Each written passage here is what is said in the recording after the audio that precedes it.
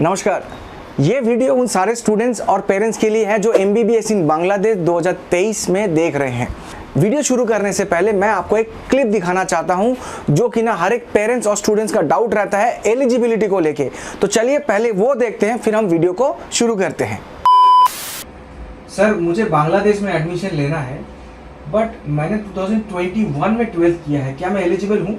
हाँ बिल्कुल एलिजिबल हो आप। एलिजिबल हूँ? हाँ बिल्कुल करा देंगे ना, उससे क्या आपको फर्क पड़ेगा। बट सर, मैंने एडुराइजन से बात किया था, एक कंसल्टेंसी है, उन्होंने बोला कि 1 साल का ही ड्रॉप होता है एलिजिबल, आप एलिजिबल नहीं। उन्होंने कैसे मना कर दिया?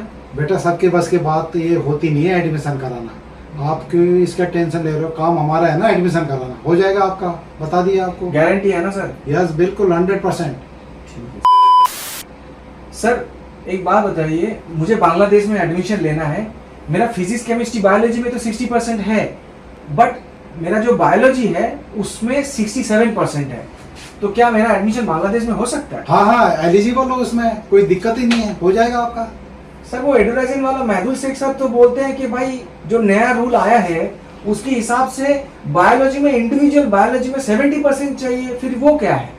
अरे बेटा आपका काम हो जाएगा ना, मैं एडमिशन लेटर भी दे दूंगा। हो जाएगा क्यों ना आप क्यों परेशान हो रहे हो? बस। मेरी कुछ यूनिवर्सिटी करती हैं, तो अच्छा। उनसे मेरी जान पहचान है डायरेक्ट। अच्छा। आप बेफिक्र रहिए, आप बिल्कुल टेंशन ना लीजिए, हो जाएगा। आप बिल्कुल एडमिशन की तैयारी शुरू कर दीजिए। ठीक है सर, ठीक। मैंने जो 12th किया है वो 2022 में किया है, बट सर जो मैंने 10th किया ना वो 2019 में किया है, क्या मैं एलिजिबल हूँ? हाँ बिल्कुल एलिजिबल हो, वो गारंटी और जिम्मेदारी मेरी है कराने की।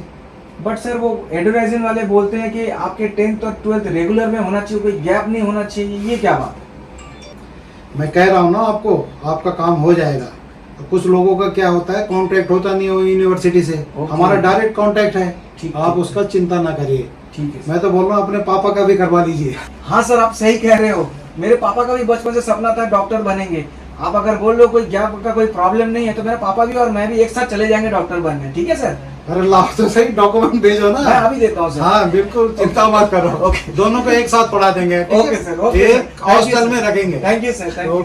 तो दोस्तों आपने देखा कैसे लोग आज के डेट में अपने तरीके से स्टूडेंट को घुमा फिरा के एलिजिबिलिटी को अपने हिसाब से बता के और आपको गुमराह कर रहे हैं। जबकि 9 फरवरी को ये जो नोटिस आया था BMDC के तरफ से, उसमें क्लियरली मेंशन है बांग्लादेश में अगर आप जा रहे हो तो आपका जो 12th है वो या तो 2022 या 2023 में होना चाहिए। 1 साल का ही गैप अलाउड है।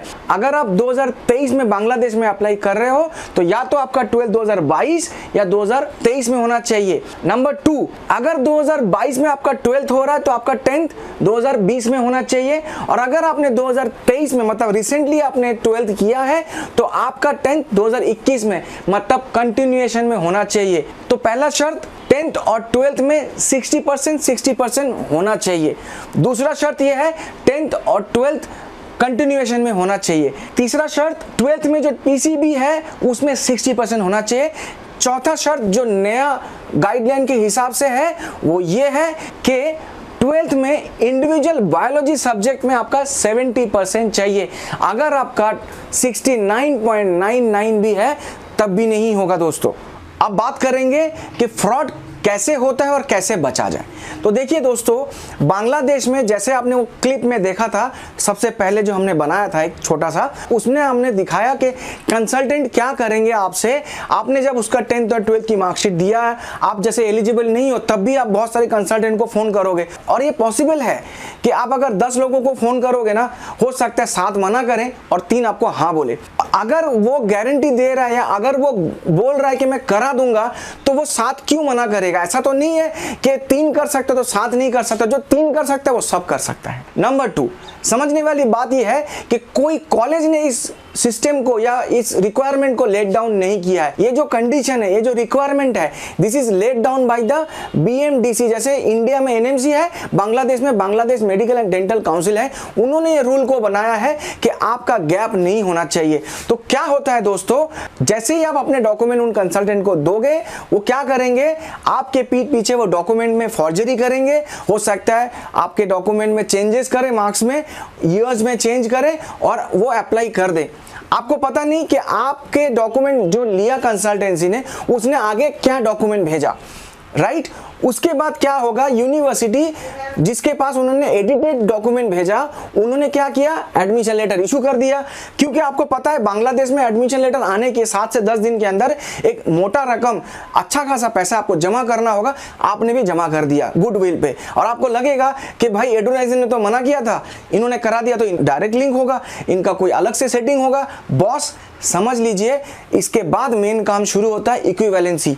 2022 में भी मैंने एक वीडियो बनाया था कि लगभग 1980 बच्चों का जब फर्स्ट लिस्ट में इक्विवेलेंसी आया था, 750 बच्चे का इक्विवेलेंसी इशू ही नहीं हुआ, और सारे के सारे वो बच्चे थे जो गलत तरीके से एडमिशन लिया। और 2023 9 फरवरी को जो नोटिस आया, उसमें भी उन्होंने क्लियरली बोला कि इस चीज को वो बर्दाश्त नहीं करेंगे। तो हाथ जोड़ के रिक्वेस्ट है पेरेंट्स से कि देखिए, अगर आप चाहते नहीं आपके साथ फ्रॉड हो तो इन सारे प्रोसेस से दूर रहिए। जब आपने देखा ये नोटिस, अगर आपको ये नोटिस भी चाहिए मैं आपको भेज भी दूंगा, तो फिर क्यों हमारे साथ फ्रॉड होने देना?